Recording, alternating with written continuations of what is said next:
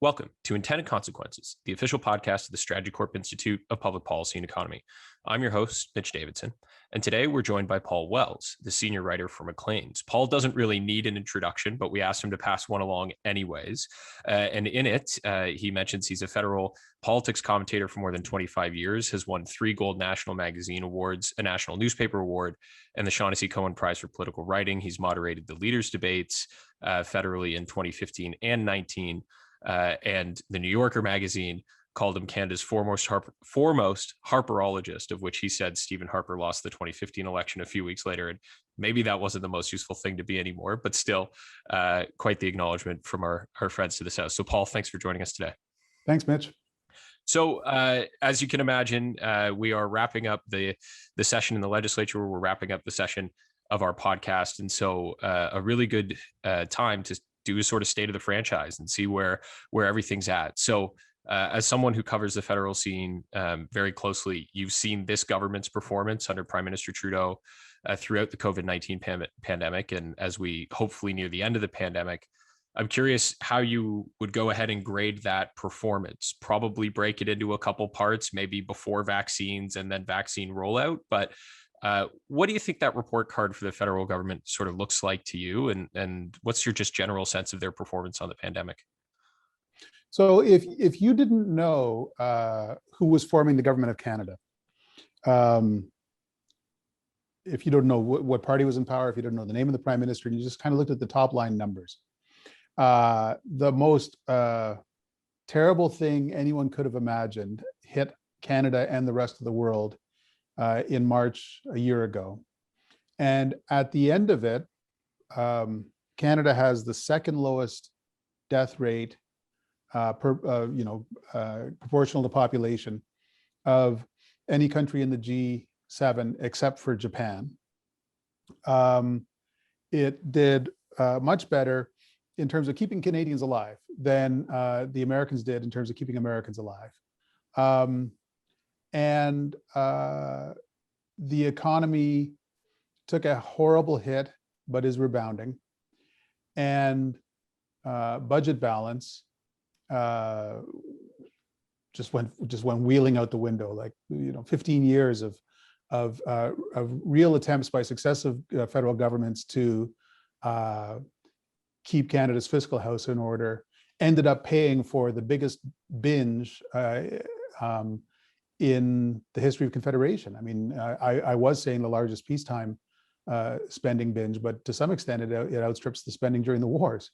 And after all that, the economy is smartly rebounding. It's going to take a while to recover, but it's not in terrible shape. So Canadians stayed alive. The economy was resilient. I would say that on that basis, almost any observer who didn't know what government was responsible for that would say that the incumbent government would have a decent shot at re-election. And in fact, that's what we see. I mean, I went through that whole kind of contortion of saying, if you didn't know who the government is, because we're in such a polarized situation now. This prime minister is,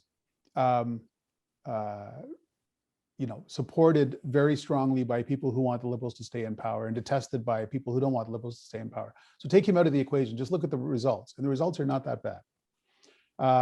The vaccine delivery and procurement was, I think, just bad enough that now the Liberals are going to be bashful about trying to brag about it. But in the end, I've got my first shot. I know when I'm going to get my second shot.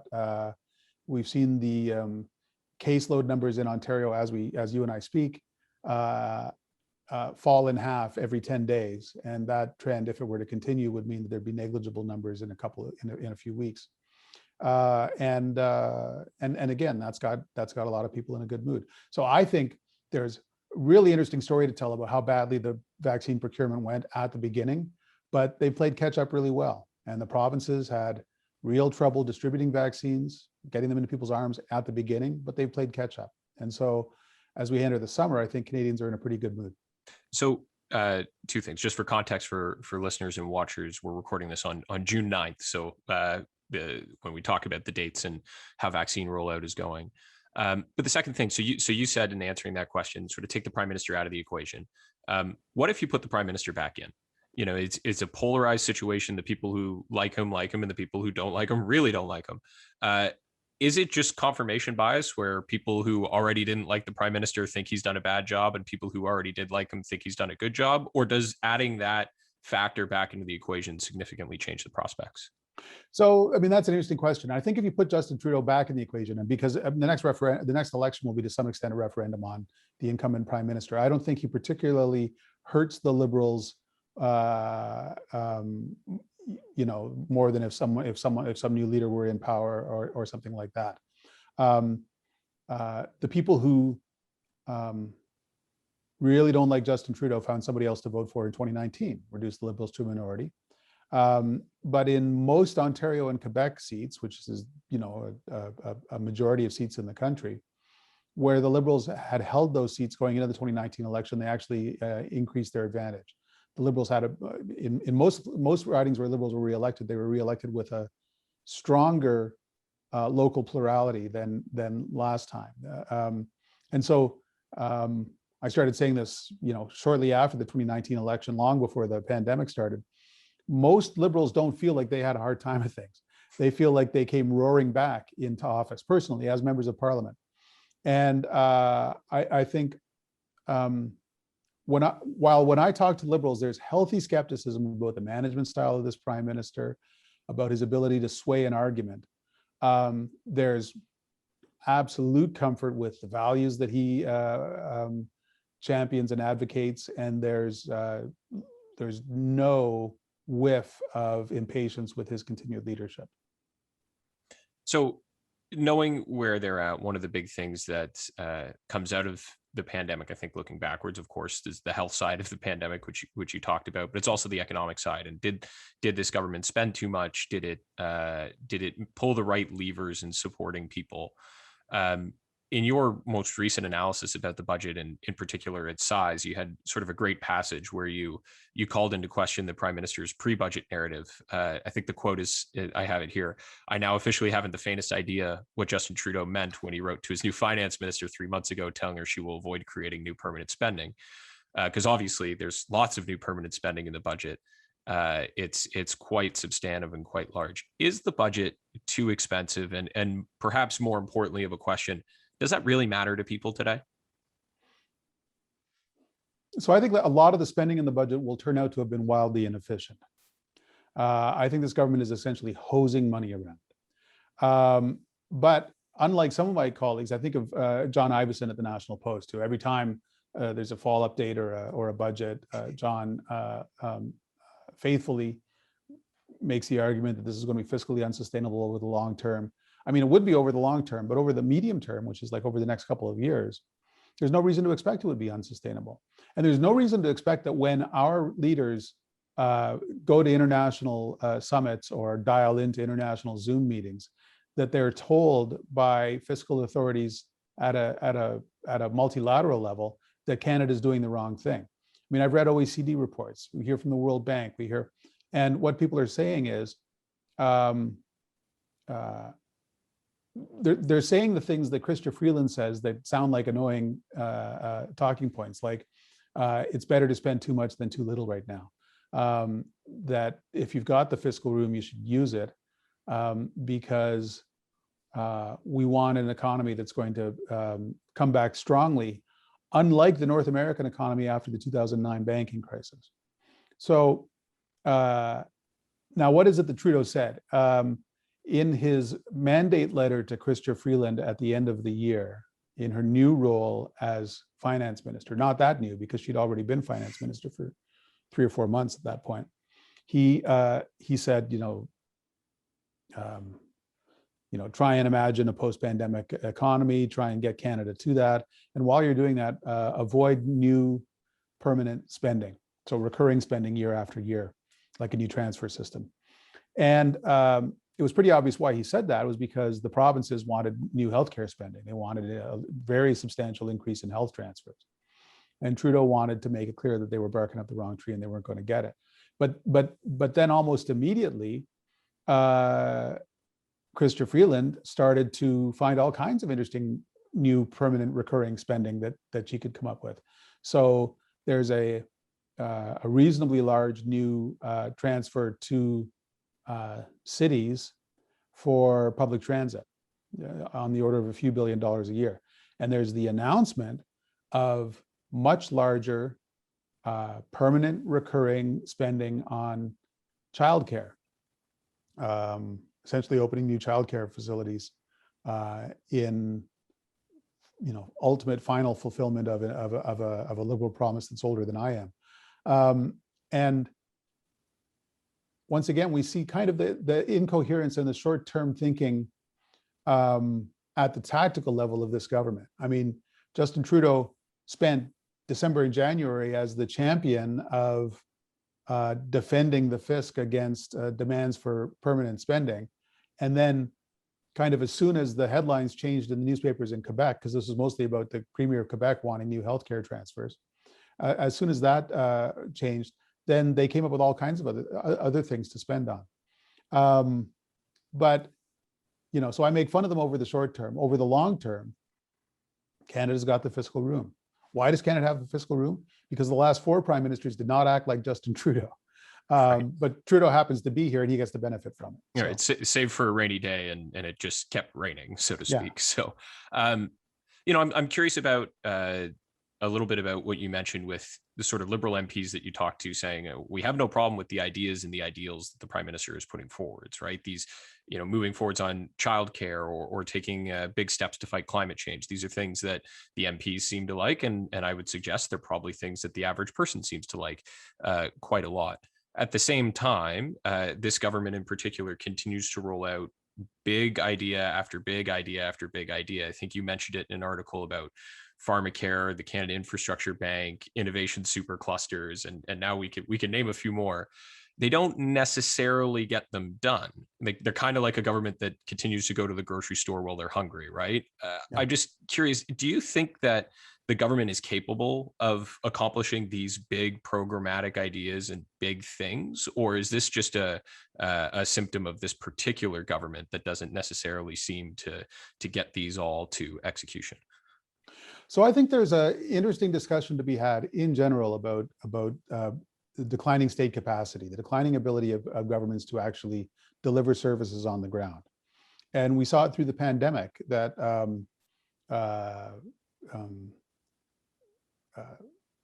checking, screening travelers at airports early on was just a fiasco. Mm-hmm. And then the quarantine hotels that the provinces kept demanding, and then finally the feds stood up.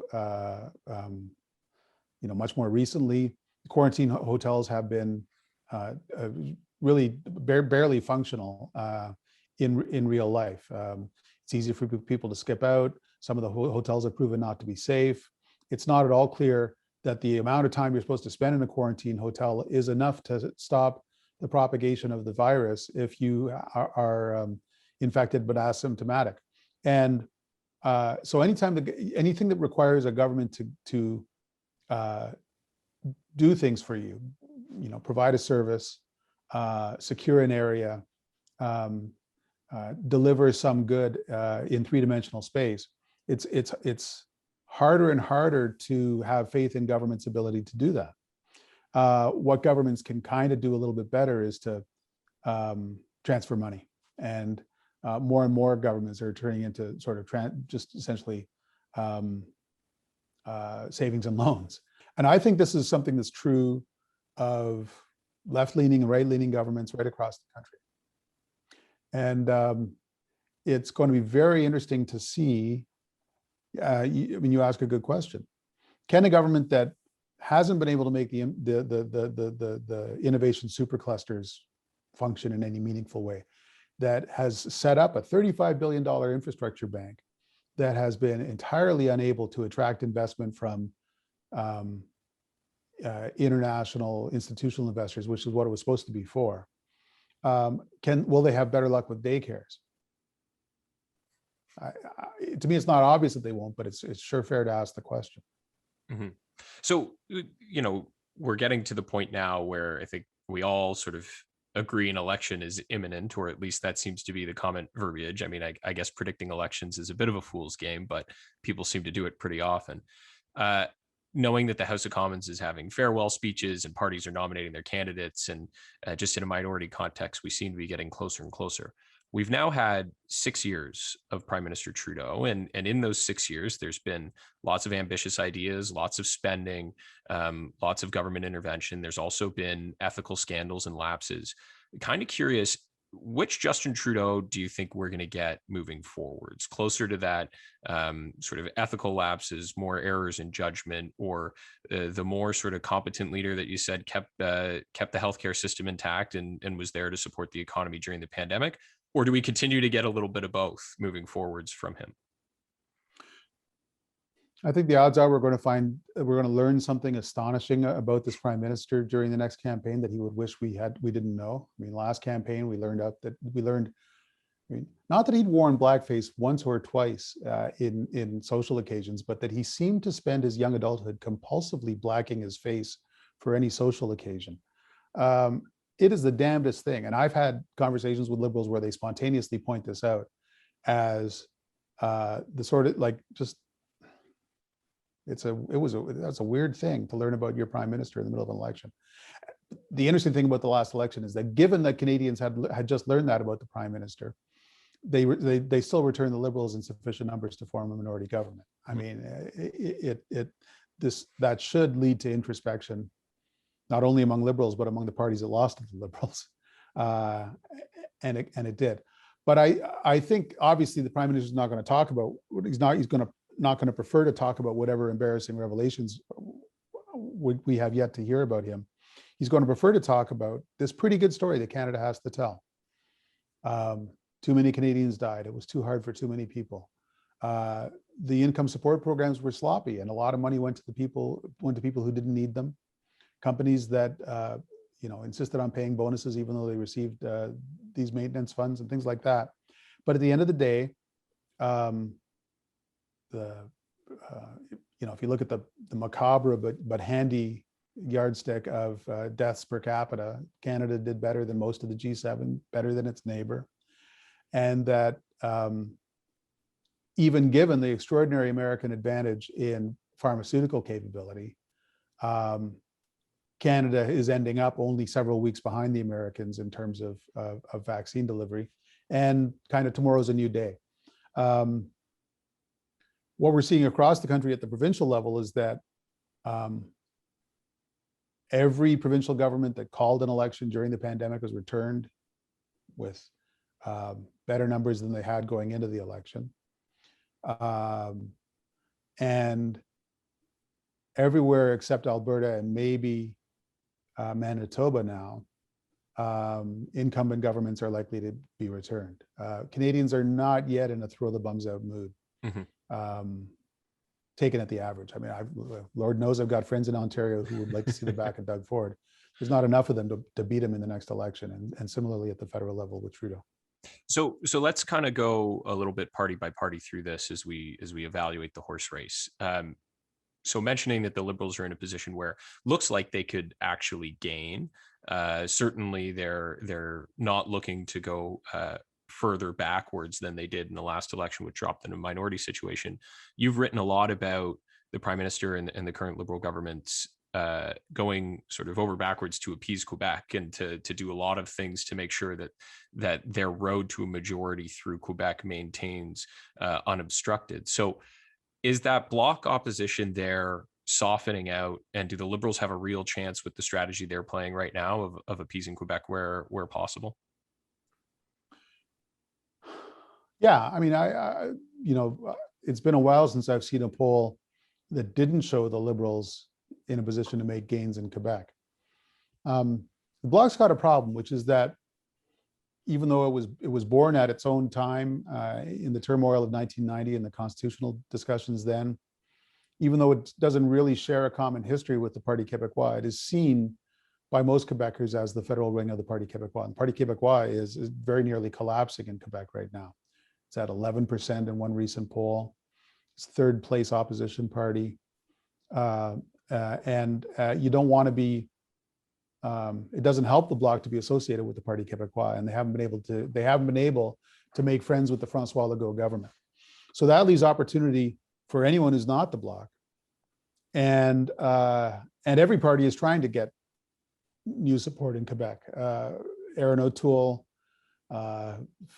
faithful supporter of supply management and extending Bill 101 to federal workplaces, and various other concessions that he hoped would get him noticed in Francophone Quebec, and it hasn't worked. And Jagmeet Singh valiantly fighting in really not very welcoming electoral territory, trying to get noticed in Quebec. It's not working.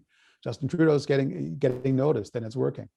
And that's one reason why C10, the bill to extend CRTC jurisdiction to social media, was so important for the Liberals, why they clung to it even when it looked like it was going badly, and why it's likely to get them pretty strong support from Quebec's artistic and creative community. And why Trudeau, who hasn't done a lot of traveling during this pandemic, he's preferred to be a homebody, did make a point of going out twice to make joint announcements with François Legault, because at least he hopes to neutralize Legault as a potential opponent in the next election. And to some extent, he wouldn't mind at all if Legault let it be known that he can work fine with Justin Trudeau, and that Quebecers shouldn't be afraid to vote for a re-elected Liberal government. I think they're probably targeting about 10 seats in Quebec, and if the election were tomorrow, they'd win them. Campaigns can get weird, but if he gets his majority back, I think Quebec's going to account for about half of his gains. Right, and so I think that's something we could clearly watch out for, and we're seeing it play out on a relatively daily basis, depending on the issue. The I won't call it capitulation, but appeasement and understanding of the concerns a bit more than perhaps previously. But you mentioned sort of the Bloc there fighting for its future and figuring out what it wants to be a little bit.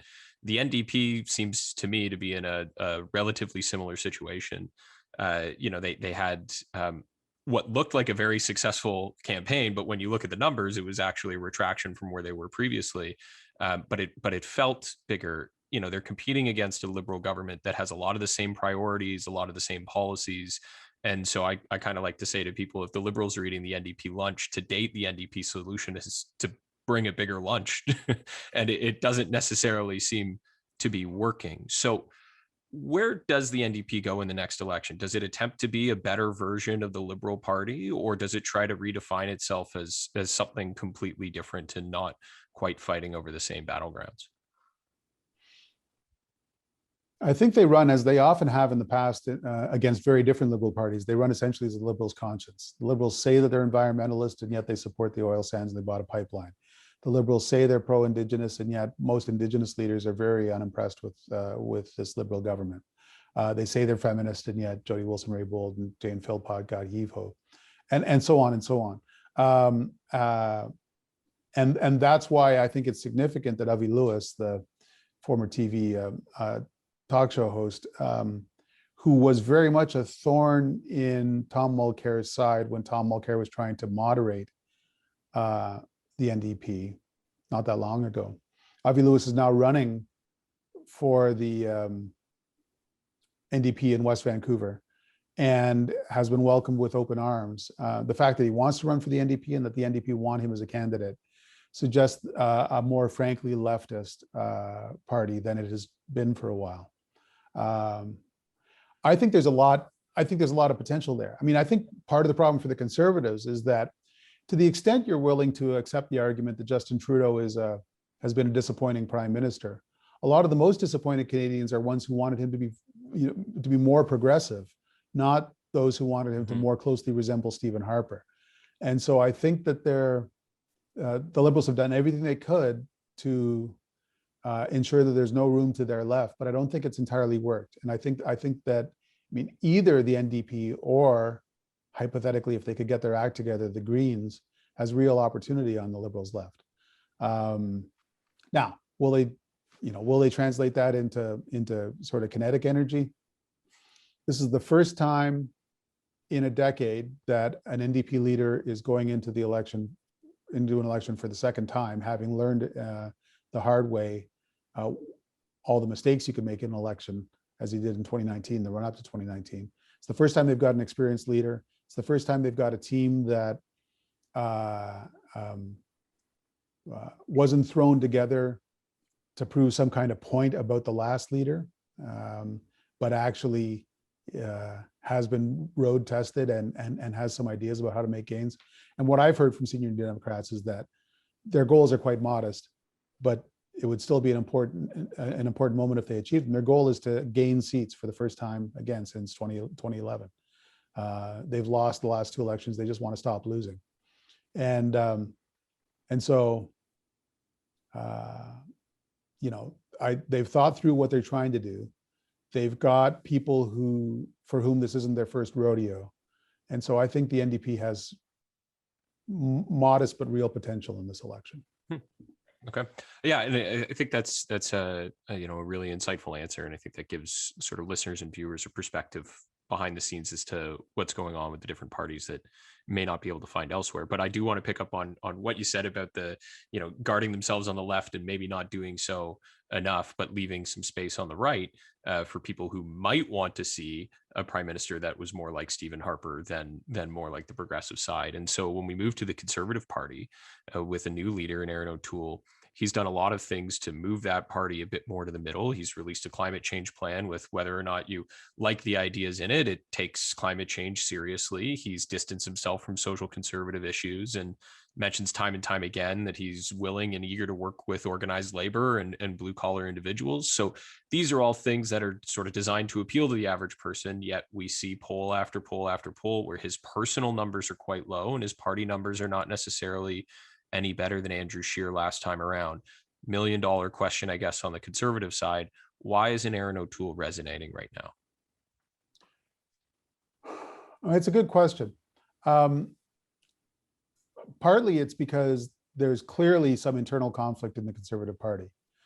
Obviously, the resolution at the convention on accepting climate change, the fact that he couldn't take the party with him and immediately ended up sort of essentially treating that vote as though it hadn't happened or didn't matter or didn't mean what it obviously meant.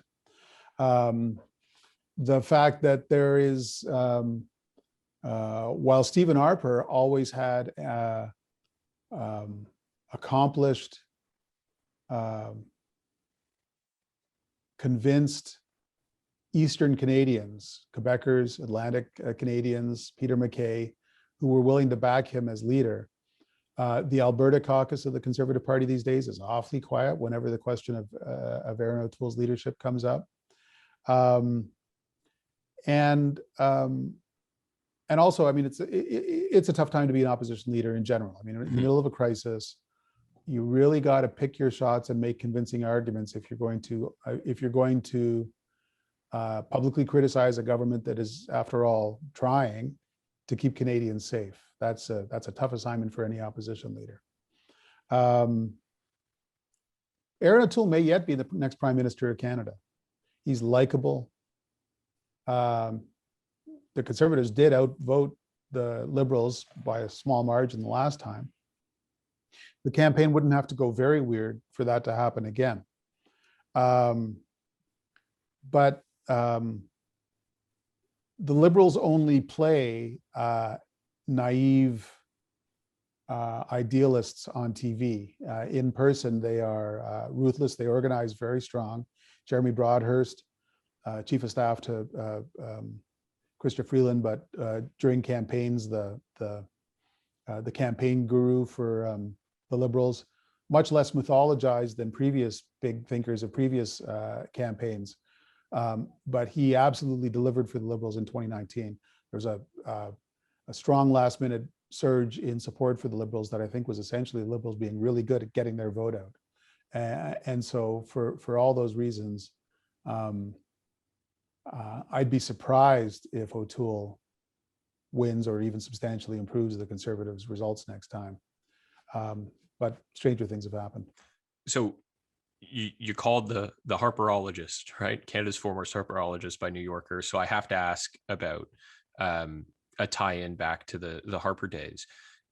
to me, it seems that his ability to stitch a coalition together, both on a geographic basis, as you mentioned, getting into Atlantic Canada, significant inroads in Ontario and Quebec, while obviously being a Western Canadian leader. But he also managed to stitch together a coalition of sort of more moderate conservatives and social conservatives, and keep both sides happy. Obviously, there were issues with both, but to sort of deftly keep a steady hand managing those sensitivities between those different groups. Is that sort of the number one lesson that Aaron O'Toole should take away from the Stephen Harper years, or is there a different lesson, knowing how closely you followed and wrote about the administration, that you would advise be taken away for future conservative leaders and campaigners? So I'm sometimes accused of wishing that Stephen Harper was still prime minister. It's not the case, except that I always wonder how Harper would respond to things like the election of Donald Trump, things like the extraordinary rise of what is sometimes cheaply dismissed as wokeism, gender diversity, inclusion. That is something that the Conservative Party for too long has believed they could kind of easily dismiss as mere political correctness. But I think it's one of the big societal stories of our time, the rethinking of a lot of what used to be taken for granted. And I wonder how Harper would have done. I mean, Harper had advantages that Aaron O'Toole doesn't. He was facing a Liberal government that was internally divided, and of which Canadians were heartily sick, and which, through the Gomery Commission, the Prime Minister that Harper faced, Paul Martin, spent months and months and months promoting a nightly television show about Liberal corruption. I'm still astonished when I run into Liberals who think that was a good idea. The Gomery Commission. So Harper faced a divided party that had been in power for twice as long, and which was producing a nightly television special about how terrible it had been in government. Aaron O'Toole's got none of that. And Harper was also, the reason I wrote 2 books about Harper was because you had to keep saying it because it seemed such a strange proposition. Stephen Harper was one of the largest political talents of our time. He was an extraordinary figure. He looked like a schlub. He, was boring when he spoke, but he had an analysis of Canadian history. He had a rapport with grassroots conservatives, and you can't just, read on the label and recreate that in an afternoon. I mean, Andrew Scheer found out, and Aaron O'Toole may be finding out, that you actually have to be as compelling a figure as Stephen Harper weirdly was. But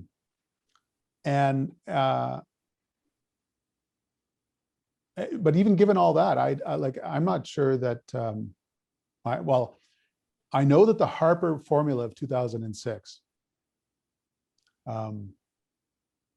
essentially dismissing a lot of the diversity of the country, essentially campaigning for a certain conception of suburban Canadians, the kind of people that he grew up around in Etobicoke when he was a young guy in the 70s. I don't think that would get the Conservative vote over the line in 2021. And I hear I hear a similar thing from some of the people who worked most closely with Harper in 2004, 2006, was that he came up with a new conservatism for his time. And if any Conservative is going to win next time, they have to do the same thing. It can't be the same formula. It has to be a formula that's adjusted to this time. Yeah, I think that's an exceptional takeaway. It might even be the clip for the promotion of the podcast is that one right there. But let me ask you just one final question, because being a former conservative political staffer myself and still active conservative, run in a lot of those circles, commonly hear this phrase. And as someone who studied Stephen Harper and wrote about him so frequently, I want to get your opinion. You hear all the time about something that the current government has done or the prime minister have done. If Stephen Harper did that, he would have been crucified. Yeah. Do you think that statement is true on face value? Obviously, context depending on what the situation is, but just at face value, did he get a harder ride than perhaps the prime minister is currently? Or is that just conservative staffers sort of approaching the media with the typical judgmental bias that they may or may not have? So I think there is some of that. I mean, by the last 18 months of the conservative government, Harper was getting pilloried for silly, trivial things. The fact of having a video crew follow him around and put video, the 24/7 videos up every week, was seen as some sort of betrayal of, I don't know what, the role of the press gallery or the sanctity of the still photo. I mean, but I'll tell you right now, Justin Trudeau would be doing that if he hadn't spent 2014 and 2015 ridiculing Harper for doing that. Mm-hmm. The Nigel Wright's personal check to pay off Mike Duffy's campaign debts. I think that was a hugely questionable act. That it was obviously Wright doing what he could to just make the problem go away, and since he was rich, he could write a check. Other people would do other things equally dubious. But it is true that by the beginning of the campaign in 2015, you simply couldn't get a question to Harper on his record in government or his proposals for a re-elected government, because a lot of my colleagues in the gallery just wanted to do nothing but ask a 900th question about Nigel Wright and Mike Duffy. And so I understand a lot of the frustration of conservatives. But I honestly don't think the Liberals have gotten an easy ride over the WE controversy or their bizarre inability to come to any position on with regard to the regime in China, or what I still commonly call his compulsive blackfacing as a young adult. I don't think that Trudeau has gotten off scot-free on a lot of that stuff. I do think, everything everyone knew about Harper, they knew about him in 2006, 2008, 2011. He got elected or re-elected in each of those elections. Despite that, in the end, enough Canadians were willing to turn their back on the Conservative Party. First of all, because they thought they had a viable alternative in the Trudeau Liberals. Secondly, because some large number of them no longer thought the Conservative Party had their back the way they seemed to have their back in 2011, 2008.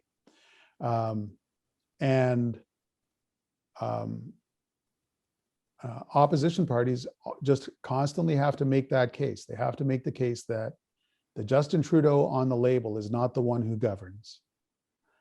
And when you decide you've had enough with him, we'll be ready. And both of those are hard messages to sell. And I think to a great extent, the second message, the one, if you don't like that government, we've got one we can provide in its place, is the biggest challenge for any opposition party. Well, likely, I use likely, in the next few months, we're going to see those parties try to sell those messages and see whether or not it works. And so I think we could probably talk here till the cows come home about what it's going to look like in September or October or August or whenever we do finally have this election. But at this point, I think it's probably worth us leaving it there, analyzing the results, and maybe having you back to figure out why certain parties are excited about their returns and the others are dismayed, and the leaderships that may or may not follow. So, Paul, really appreciate the insight and the time today. Thank you for coming on the program. It was fun. Thanks for having me.